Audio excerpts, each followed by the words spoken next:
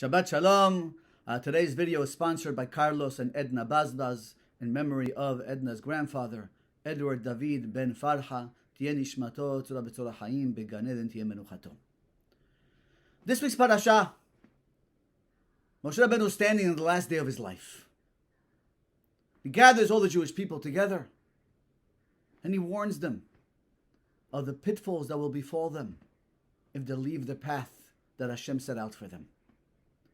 And in his warning, towards the end, it says, "Vayitashem Hashem al matam." There may come a time that you will be removed from your land, from Eretz Yisrael.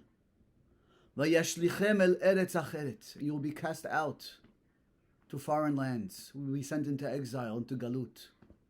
But if you look at the word Vayashlichem, that letter lamed is large. It's a big lamed, bigger than all the other letters. And the question is why? Why did the Torah choose to write a large lamed? If you look in Kohelet, Shlomo HaMelech, in his book of wisdom, he describes Lechol zman va'et lechol chefetz tachat hashamayim. There is a time for everything under the sun. There's et laledet. There are times to be born. Et lamut, and there's time to die. Et latat, there's a time to plant. Et la'akor, there's a time to uproot. Et lifrotz, there's a time to break down. Et livnot, there's times to build. He counts 25 different times that we go through in life. And every single one is preceded by a letter lamed, except for two. Two times that Shlomo Melech mentions, it doesn't say lamed.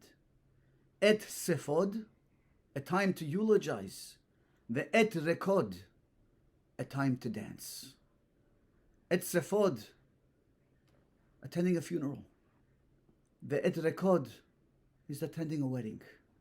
See, every time is preceded by a lamed to teach us the importance. Lamed means limud, means learning. The Abu Draham writes, the reason why the lamed here is to teach you that in all situations, we don't stop learning. We don't leave the Bet Midrash. We don't leave the study hall, except for two. For a funeral, we're obligated to close the sefer, close the book, and join a funeral procession. And for a wedding, to misameach hatan vekala, to rejoice with the bride and the groom, is also a time we're obligated to close the sefer, leave the study hall, leave the Bet Midrash, and go to a wedding. The lamed represents limud, represents learning. Here that Moshe Rabbeinu is telling us, Vayashlichem el Eretz acheret. Even when you're cast away to a foreign land, you're in galut, that lamed will remain large. Not only will it remain large, it will become larger. Torah will flourish in exile. And we find the Talmud Bavli is written where in Babel, when we were in exile in Babylonia.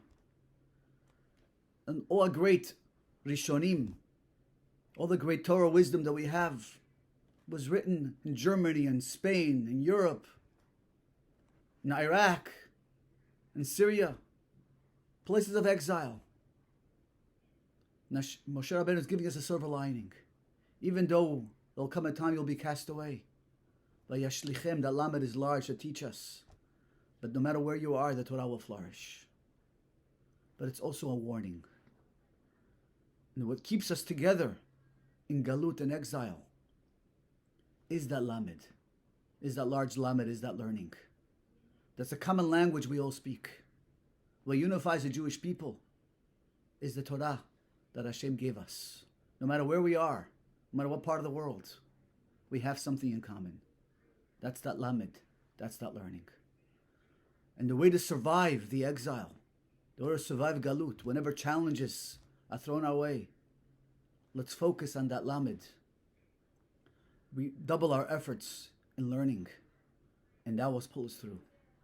The Chida writes that if you take out the lamed from Vayashlichem, he says the numerical value that's left is the same numerical value, the same gematria as Esav.